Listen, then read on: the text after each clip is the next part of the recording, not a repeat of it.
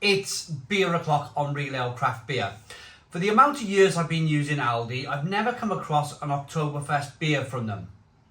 Now, if they made Oktoberfest beers and I've just missed them, then please comment in the comments box below and let me know in the past, even if it was 5 years ago, whether Aldi ever got involved in the German Oktoberfest beer festivals that seem to happen now.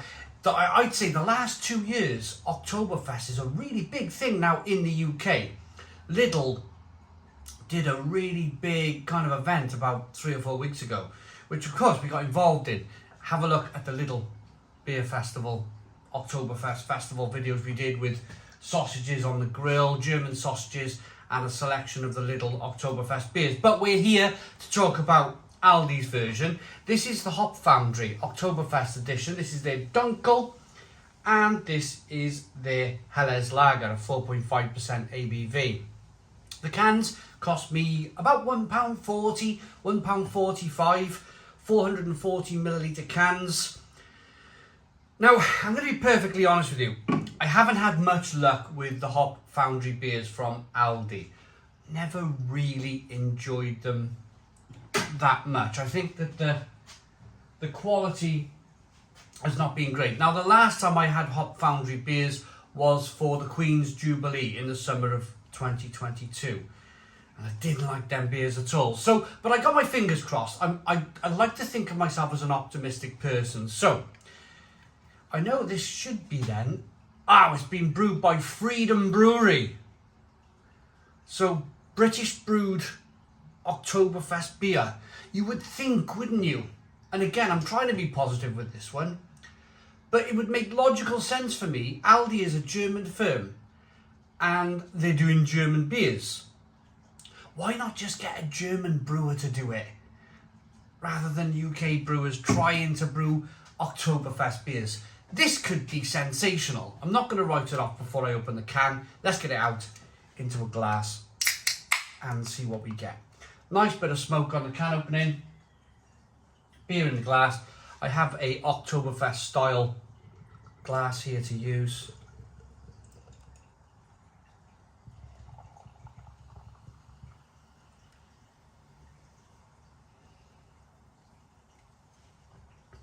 Just fresh from Prague, and I was just thinking to myself then, maybe I should have done that double pour process. Maybe I should have knocked some of that carbonation out of that beer, because that is a highly carbonated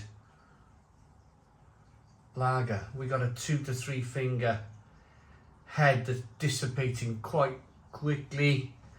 Very carbonated, light straw coloured beer. No haze there whatsoever. Sometimes with a Helles Lager you get a little bit of haze in there. Let's get the aroma on this beer then.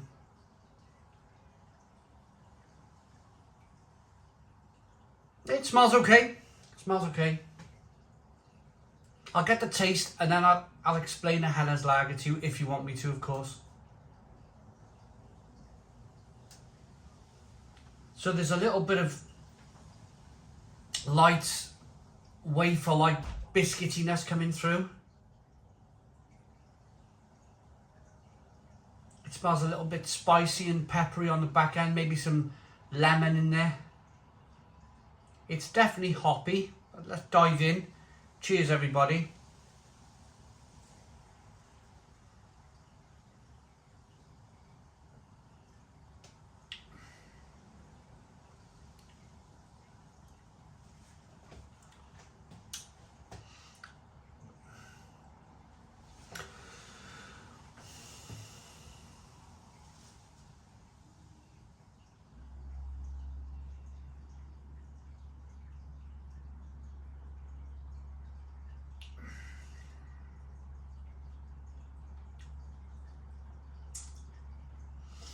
It's not bad.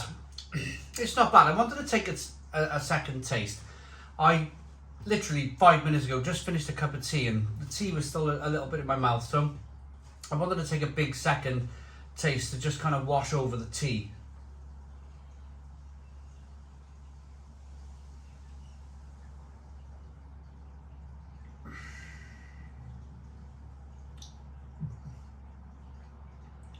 It's not bad actually.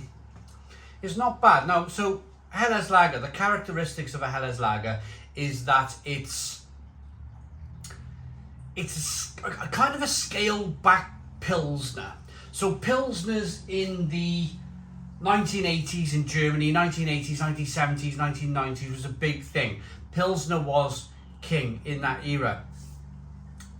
But Pilsners were quite bitter. Now, I like a bitter Pilsner. There's nothing quite like it. I think it's fantastic.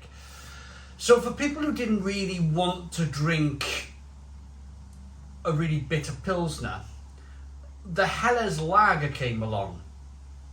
And it's got all the characteristics of a really nice, malty, grainy, wafer-like Pilsner, but with the hops scaled back a little bit.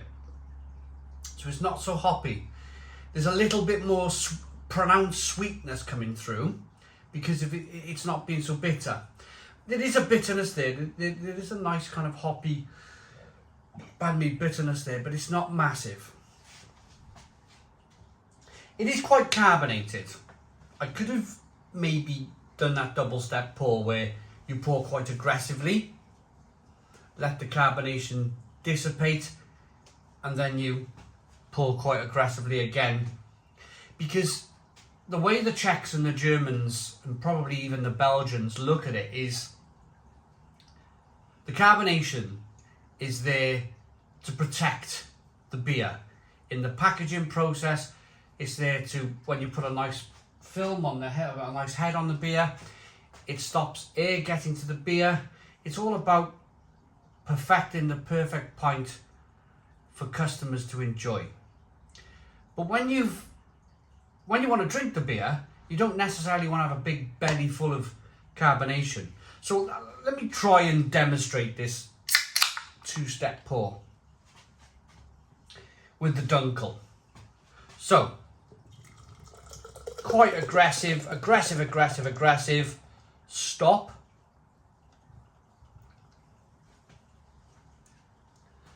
Let that head dissipate.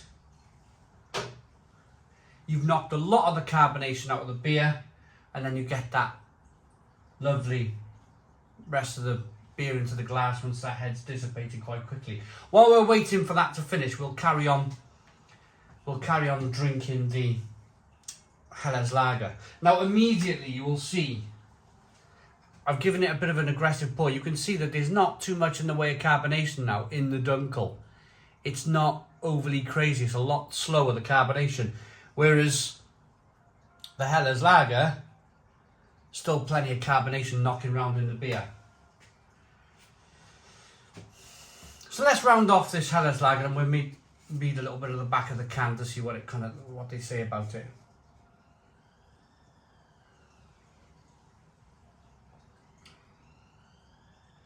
Quite clean actually. Freedom Brewery for me is a brewery that seems to have popped up in the last 2 years. Never really heard of them before that. All of a sudden now they're contract brewing for Aldi. I've seen they had a bar in Bristol when I was in Bristol in the summer. They've had some beers in the Lidl Craft Beer Festival. They're becoming a prominent name. They're becoming a bit of a name on the beer shelves, which of course is a good thing if you're producing good beer. Now I've had 1 or 2 beers from Freedom Brewery which I didn't like at all. I've had 1 or 2 beers from Freedom Brewery which I absolutely loved. I had the guys here from Brew York. We opened a 4-pack of the Freedom Brewery Lager and it was pretty decent. I never reviewed that beer because we sat in the garden and drank it that day, the 4-pack. But we all said it was a pretty decent lager. That was the 2 head brewers from Brew York, Wayne and Lee. So they liked it. I liked it. Never got round to reviewing it. But then back with this Helles Lager, it's good. It's balanced.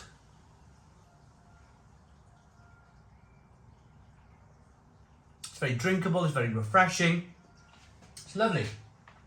So, description: a full-bodied pale lager that balances floral and sweet flavours to perfection.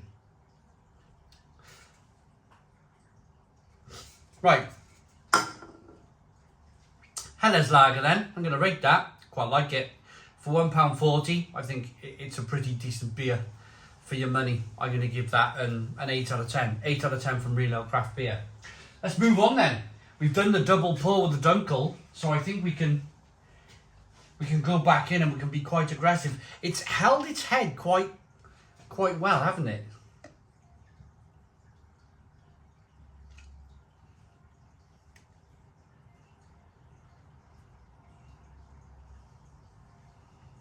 Oh, look at that. I couldn't have poured it better myself. Look at that. Dunkel with a head. Nice mug. Nice German mug. And then there's my effort. German mug. I suppose the only thing that they've got here. Now, as a rule, the handle is where you have the beer. And then the head goes above the handle. I've got it just below the handle. So I'm slightly out, but it's not a bad effort from somebody from the UK, is it? So, beer in the glass, nice and dark.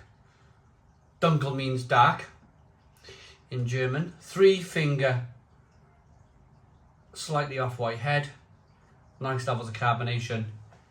Let's get the aroma. Yeah, it smells good. Again, this has been brewed by Freedom Brewery. Yeah, Freedom Brewery. This one's 4.4% ABV. The Helles Lager was 4.5% ABV. A little bit of chocolate malt coming through. A little bit roasty and toasty. A little bit of spicy pepperiness coming through. Let's dive in. Cheers, everybody.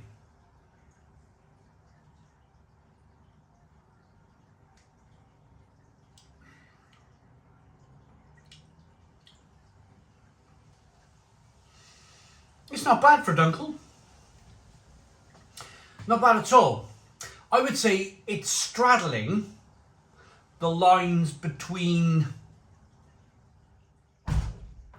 a German Dunkel and a British stout. There's characteristics of the two here in this very glass. It's quite stout-like, this beer, but also it's quite lager-like at the same time. You definitely get the roasted malt in the beer.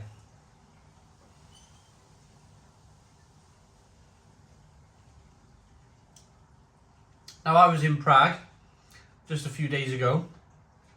I was with the fantastic Budweiser Budvar, and I was drinking from the tank at the brewery, their dark lager, which is essentially exactly what this is. Dark lager in Germany, dark lager in Czech Republic.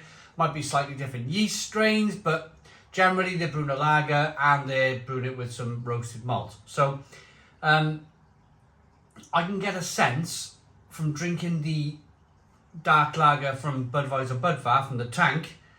That was very good. That had a lovely roasty flavour. Standing here drinking this right now, a few hundred miles away in my UK conservatory bar thing, from a can, it's really not a bad effort at all. I prefer this. I've knocking the carbonation out of this has made it very, very drinkable. That's what I want to say about the two beers. Although I drank this relatively quickly, I enjoyed it, but I just feel that this is going down a bit better after that double pour effect, getting rid of some of that carbonation. We're just not taught it in the UK. We're just not. I mean, can you imagine asking your Wetherspoons barman to do a Czech pour, where you're knocking the carbonation out, you're able to drink the beer a little bit faster? Can you imagine asking the poor teenager in Wetherspoons who's you know, to do a double pour? They wouldn't have a clue. And that's the difference. Czech Republic, Germany, Belgium, being a barman is a career. It's a proper career where you're looking after the customer. In the UK, the barman is generally somebody now who works in a bar for a year or two, while they're doing their university studies, and then they'll never become a barman again once they qualify from university and go and become a lawyer or something along those lines. And I think that's quite sad, really. I think that's quite sad, because if you can maybe up the wage a little bit and give a barman a decent wage, like they probably do in Czech, Germany, Belgium, then you're giving the customer a much better experience. You're giving them something which they know they're important, they can cherish it. The customer can cherish it, being served decent beer. You'll only know if you go to these places, if you go to Belgium, if you go to Germany, if you go to Czech Republic, you'll only know. You've got to go into one of these bars in these countries and ask to be served a beer, and you'll see the care that goes into it. Anyway, enough about the care. Let's do some drinking, shall we? This is not a bad effort at all from Freedom Brewery. It's roasty, it's toasty, it's a little bit nutty, a little bit of chocolate, coffee, caramel flavours coming through. It's very drinkable for a lager. I think they did. I was slightly cautious going into the review. I'd had a couple of beers from that Queen's Jubilee, from the Hop Foundry, and I was a bit like, oh, these are just not very good at all. So picking up these Oktoberfest beers, I was slightly worried going into the review, but I shouldn't have been. I think Freedom Brewery have done a really good job for a UK brewer to produce a Helles Lager and a Dunkel for Aldi, which is a German company, and it's a German celebration, the Oktoberfest. Aldi could have quite easily gone to a German brewer and had this kind of contract brewed and sent to the UK. But they didn't. They chose a UK brewer, and to be honest with you, Freedom Brewery, they've done a bit of a decent job with these. They really have. So it's not authentic German Oktoberfest beer. It's been brewed by a British brewer who've done their very best to come up with something pretty decent. I like the Dunkel more than I like the Helles Lager. I like the roastiness, the toastiness of it. I gave the Helles Lager an 8 out of 10. I'm going to give this one a 9 out of 10. The Dunkel gets a 9 out of 10 from Real Ale Craft Beer. If you have £1.40 and if you pop into your Aldi, be very quick because they're selling out of these beers quite fast. I would have, but one more thing before I go. I would have had these reviews out maybe a week or two ago, but in the last 2 weeks I've been to Bergen and the Czech Republic, making some videos for YouTube, so I haven't had a chance to go to Aldi to pick these beers up. I'm glad that I found them, because I think it's £1.40 well spent. I really do. I like these beers. Thanks for watching. I hope you found the video quite entertaining and insightful. Please put your comments in the comments box. Subscribe to our daily beer and food reviews. Give us a big fat thumbs up. Boom! Cheers!